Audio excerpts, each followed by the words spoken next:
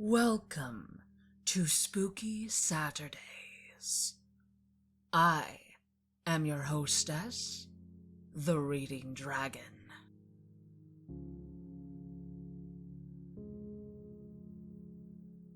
Addiction is a horrible thing, especially drug addictions. It changes those afflicted into versions of themselves that no one recognizes, and tears loved ones apart. I unfortunately watched my mother go down that path, and it eventually led her to an early passing. Worst of all, I never really got the chance to know her as a non-addict. This is not about me. This story, written by creepypasta author Maddie Kate, A.K.A. Coney-Islandqueen, is about two sisters who struggle with their own mother's troubles. And when things get out of hand, take it from them. Don't let them in.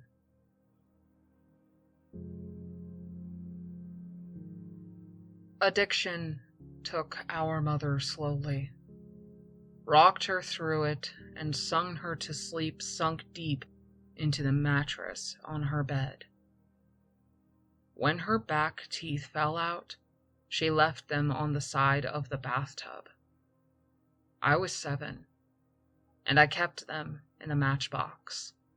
The missing pieces of her kept safe, so that she wouldn't be lost forever. So maybe one day we could put her back together.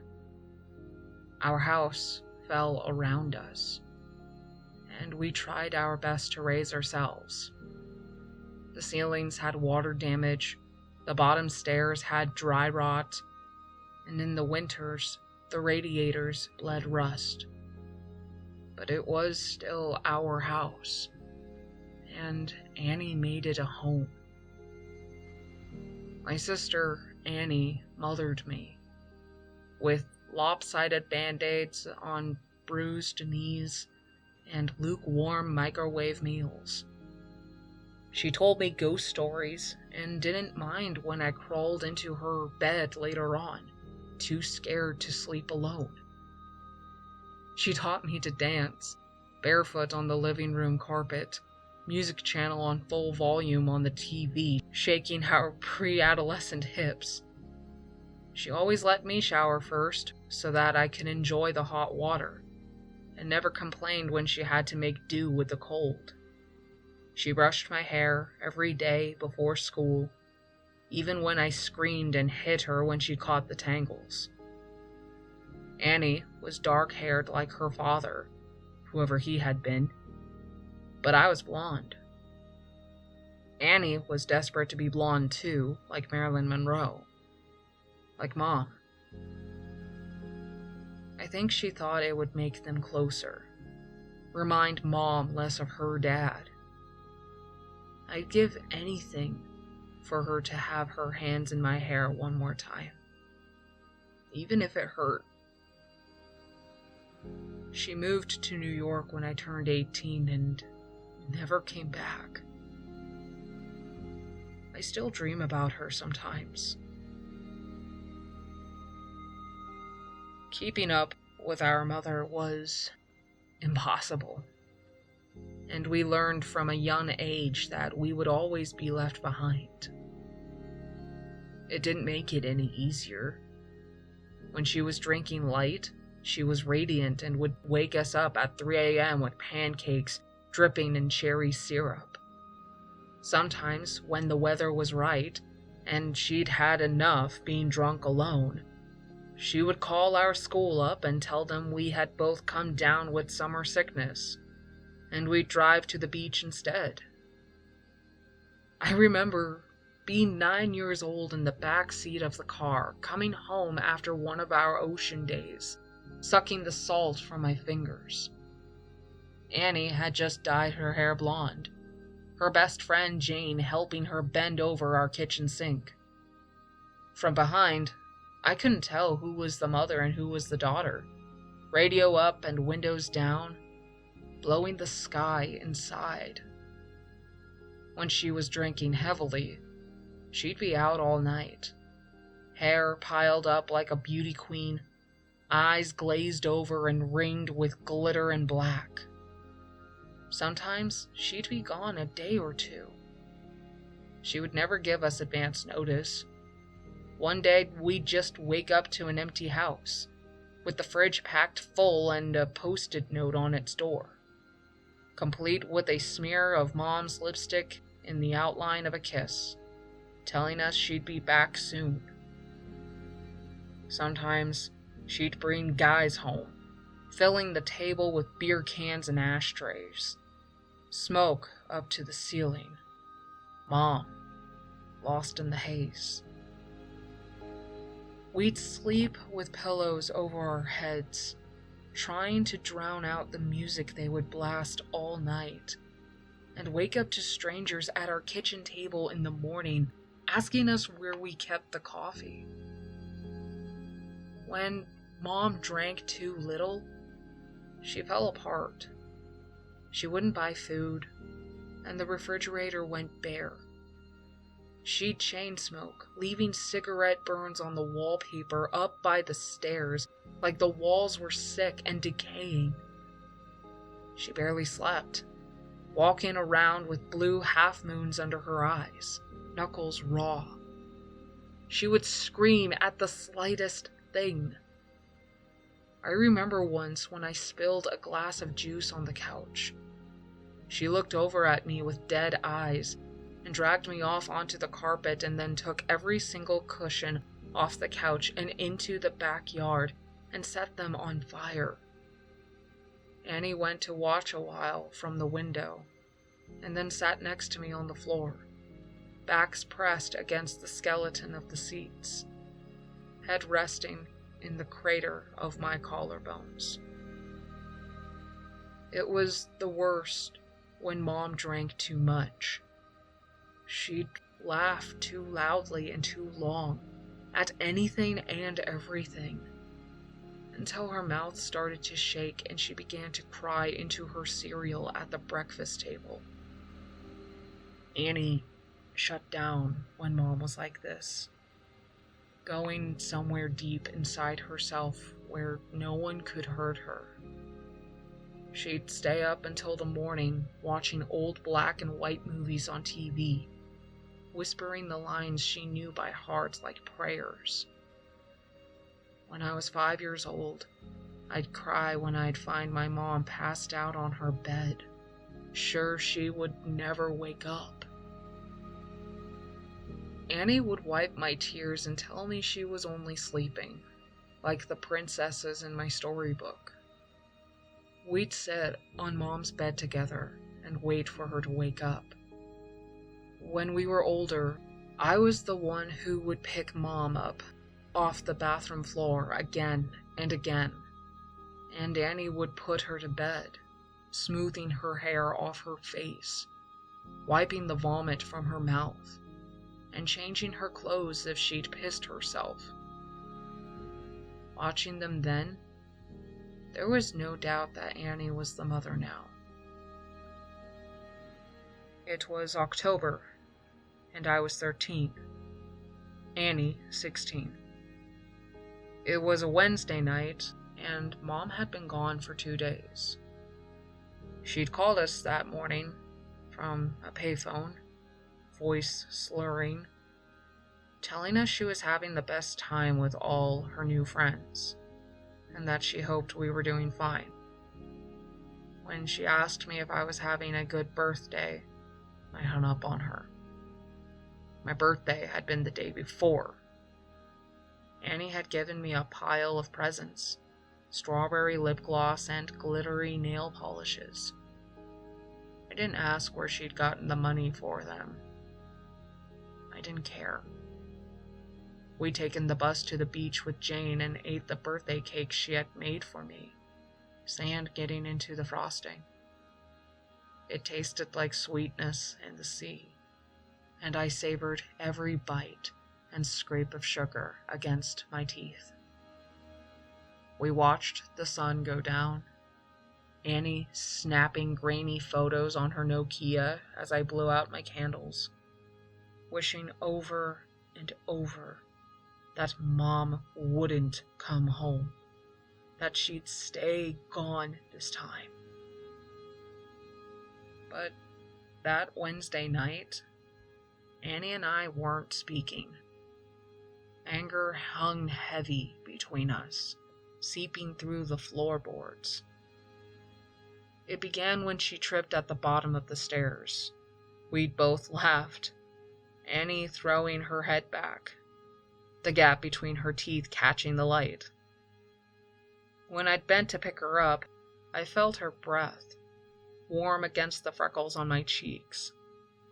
I let go of her arms, and she fell again, hitting the floor and grinning, shaking her hair from her face. Her breath was heavy with whiskey. I couldn't start picking her up too. I couldn't watch her fall again and again. Just like Mom, I knew she'd never get back up. I stared down at her, blonde hair hanging over her eyes, and all I could see was our mother. Then I was running, feet slamming the hallway like heartbeats turned loose. I'd run for the kitchen and tipped every bottle we had down the sink, shoving Annie back as she fought to stop me, catching liquor on her fingers as it fell. She grabbed my shoulders and made me drop the very last bottle. It smashed between us on the floor, glass shards shining like we'd dragged the stars out of the sky and broken them, like pieces we could never put back. Outside, through the open windows, the sky turned pale gold, the clouds a mess of pink and cream smeared across the horizon. I cried then, watching my sister on her knees picking up the pieces. That was Annie. Always trying to fix things, even when it was too late. The smell of food dragged me from my room, my stomach turning traitor inside my ribcage. Annie was cooking pasta. Real food, not made in a microwave. She'd set the table. Tammy Wynette singing softly from the CD player. Annie gently swaying her hips as she stirred the tomato sauce, rich and warm. As we ate in silence, I forgave her more with every bite. Mom never cooked dinner, never remembered my favorite had been spaghetti since I was a kid, and never stayed sober long enough to sit at the table. Annie wasn't Mom. We were washing the dishes when we first heard it. A moth was crawling down the side of the pane, and I cracked the window to let it out into the dark. From the backyard came a faint sound. I tilted my head to listen as it was coming from far off. Crying.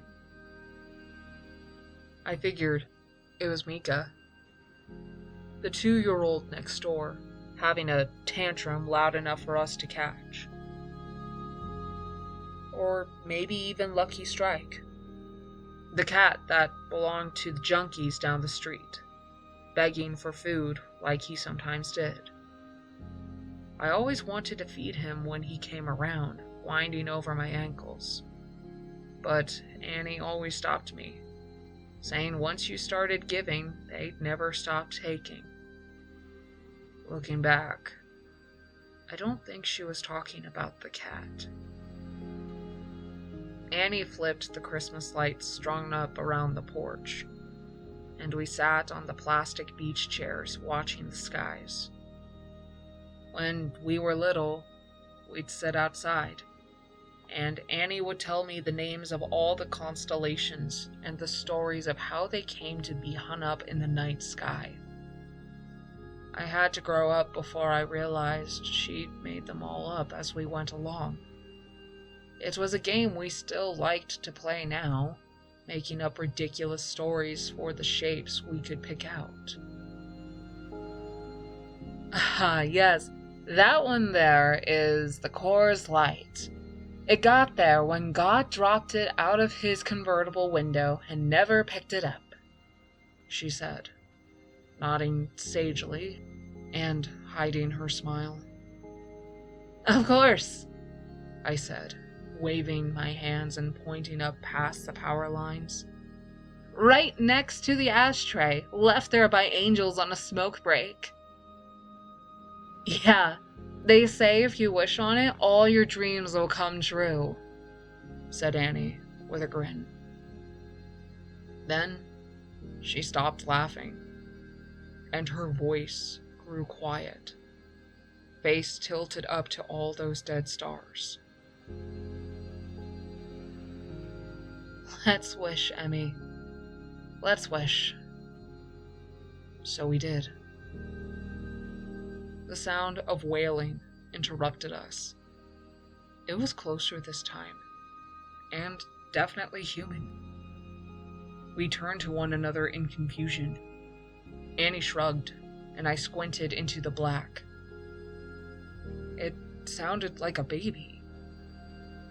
Lost, tired, and alone.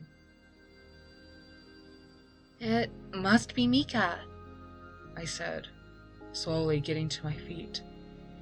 Maybe he walked around the back. Do you want to call Connie and tell her we'll bring him over? Annie didn't reply. I sighed and rolled my eyes. Okay, I guess I'll do everything then. I stepped off the porch, grass soft against my heels. The air smelled like it might rain, fresh and clean and growing, a promise unfulfilled. Annie's voice was strained. I turned to her with a smile. It died on my face when I saw the look on her own.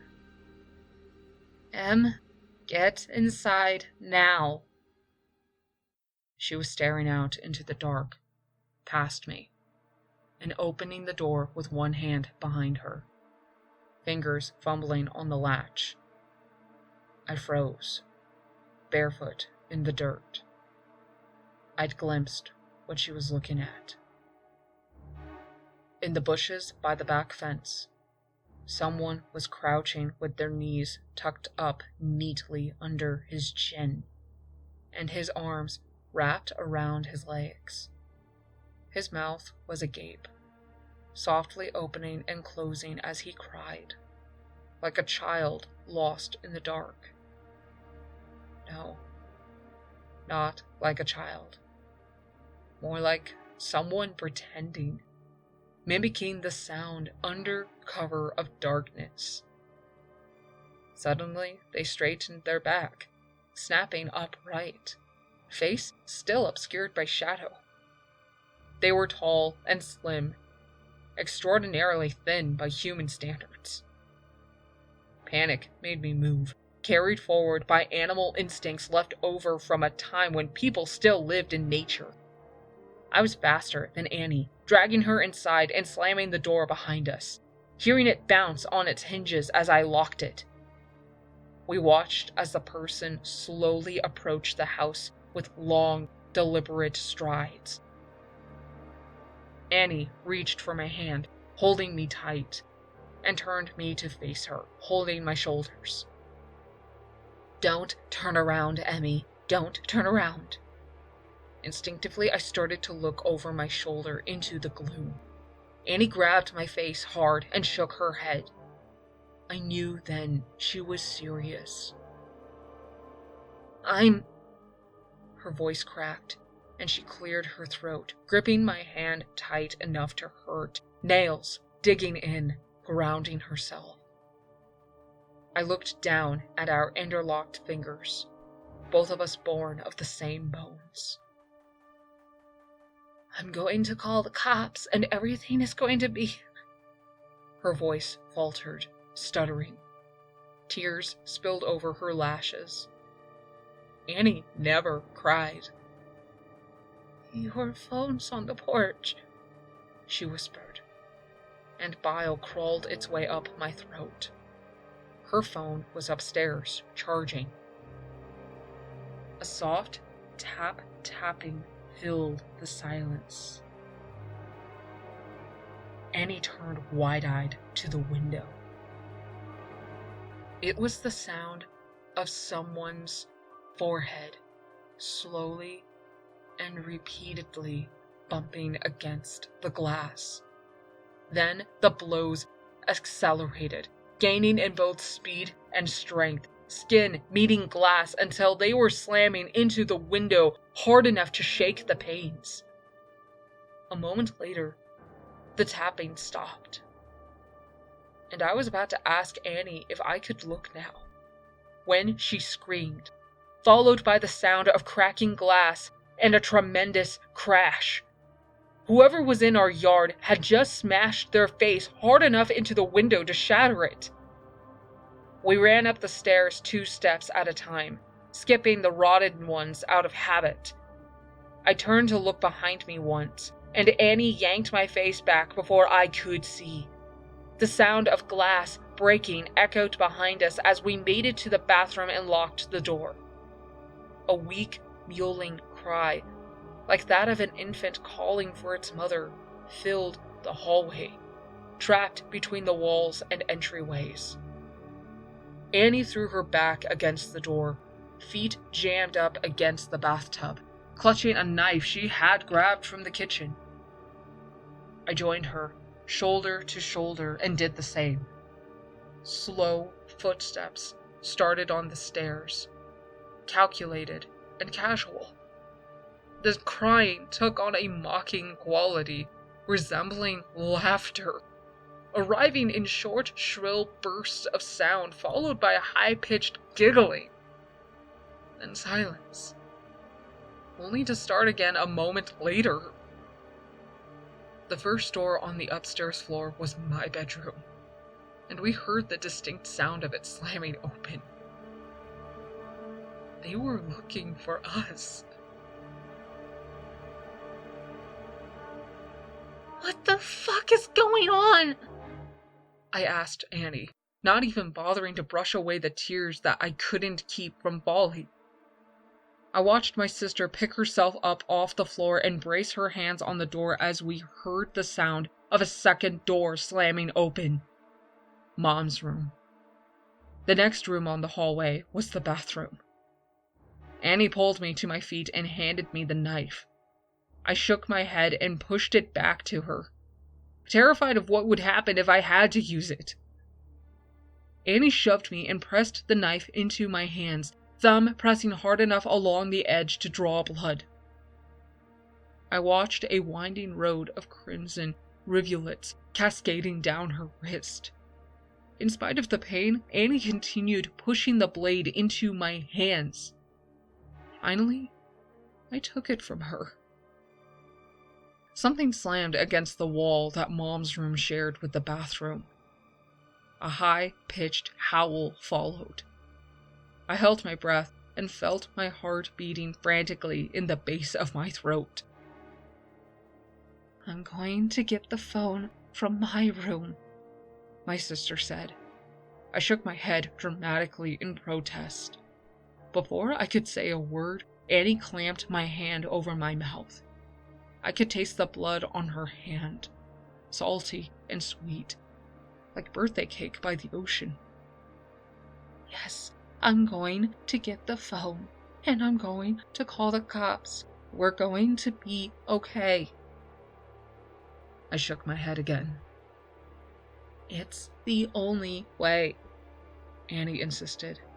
When I go, I need you to lock the door, and I don't want you to open it for anything or anyone. Not for me, not for anyone. Promise me." I shook my head, and Annie pressed her hand against my mouth, pushing my teeth against my lips so forcefully it made my eyes water. "Promise me, Em." Something smashed in the room next door. Annie brushed the hair from my face and gently tucked it behind my ear. "Promise," she mouthed, and unlocked the door as slowly as possible, the bolt scraping gently. I watched the curve of her shoulder disappear into the darkened hall, like the moon in eclipse. And then she was gone. I couldn't move or breathe for a second, and then I slammed the bolt shut just as something bounced off the outside of the door. A high-pitched scream ensued, followed by the handle rattling up and down hard enough to pop a screw loose. I watched it roll toward me on the tiles, and then everything went still. I sat with my back to the door, holding the knife and wishing I was holding Annie's hand instead. The silence continued for a moment. The only sound was that of my breath slowly filling the room. A voice broke the illusion of solitude. "Em?" A familiar voice came through the door. Startled, I gripped the knife even more firmly than before. "Honey, what's going on?" "Mom?" My voice cracked. "Mama, is that you?" I wrapped my arms around myself to keep from shaking. "Sweetie, it's okay. Just open the door. It's okay. Just let me in." The handle rattled again, gentler this time. "Just let me in. It's all okay." She banged impatiently on the door, and I took my handle of the bolt. "Honey, I'm sorry. I'm sorry I missed your birthday. I'm sorry I'm such a terrible mother. Please." Her voice broke, and she started to cry. "Just let me in, baby. I'm so sorry." I screwed my eyes shut. She sounded so sad and so lost. I just wanted her to hold me as like she did when I was a kid, when I'd come in with a scraped knee after falling off the swings. Maybe this time she meant it. Perhaps it would all be okay. My hand found its way to the bolt again. My sister's voice came through the door, warm and gentle. "Yeah, Emily, let us in. It's all okay." My hand froze on the bolt, and I tightened my grip on my weapon.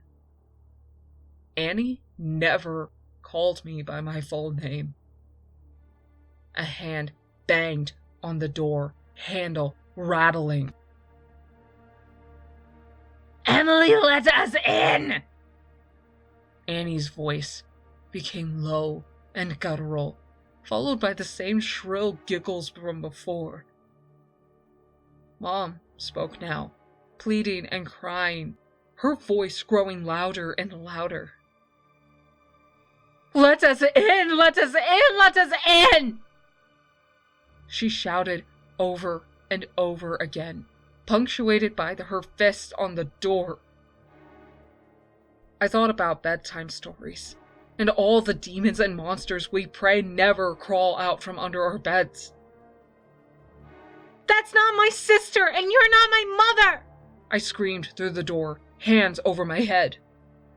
I climbed into the bathtub, curled into the fetal position, and clutched the knife to my chest. I didn't know what it was outside that door, but I knew it wasn't Annie. It wasn't the voice that scolded me whenever I changed the TV channel, the one that sang me happy birthday, the one that told me I was smart even when I got bad grades. The one that read me stories about princesses that never wake up.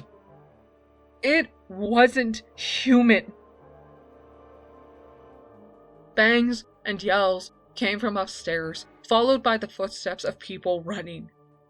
A low, guttural howl ripped through the house, filling the room until I felt like I was drowning in the sound. And then the door was kicked in. I screamed, covered my eyes, and waited to die. A moment later, arms found me, lifted me from the tub, and carried me from the room. I looked at the outside of the door as I was taken downstairs. Its exterior was covered in long, scraping claw marks, stretching to the floor. I found the hallway covered in the soft, downy remains of torn-up pillows, making it appear as if it had snowed indoors. I watched the tiny feathers drift slowly as men in uniforms checked each of the rooms that looked like they had been ripped apart by something feral. Outside, police cars and an ambulance waited in our driveway. And there, in the middle of it all, was Annie, bathed in blue and red light and glowing in the dark like a neon angel. I threw myself from the officer's shoulders and ran to her.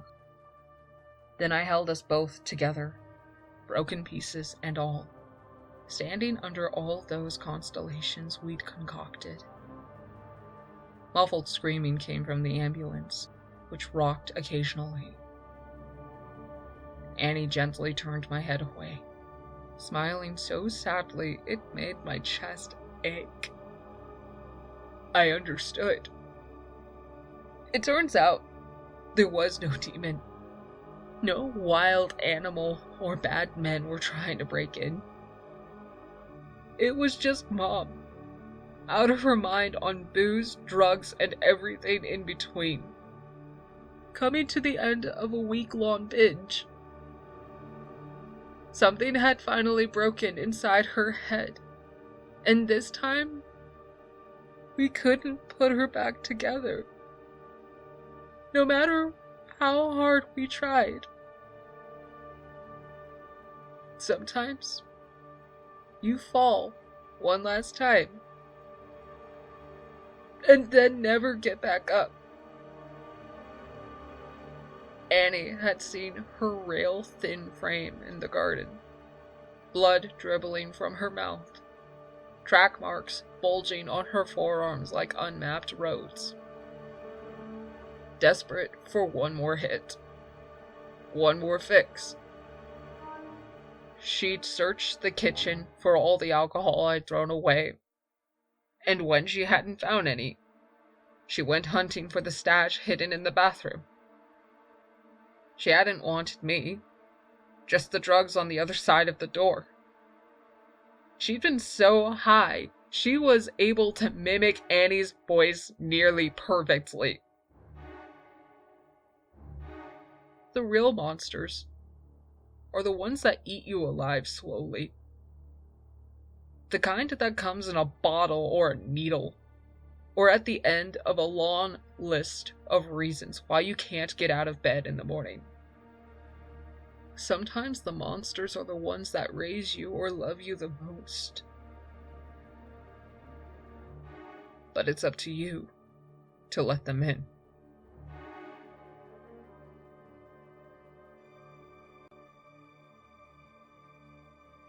Thank you for listening to my narration of these stories. If you liked my telling and you want to hear more, subscribe to my channel, ring the notification bell, and follow me on Twitter at The Reading Dragon.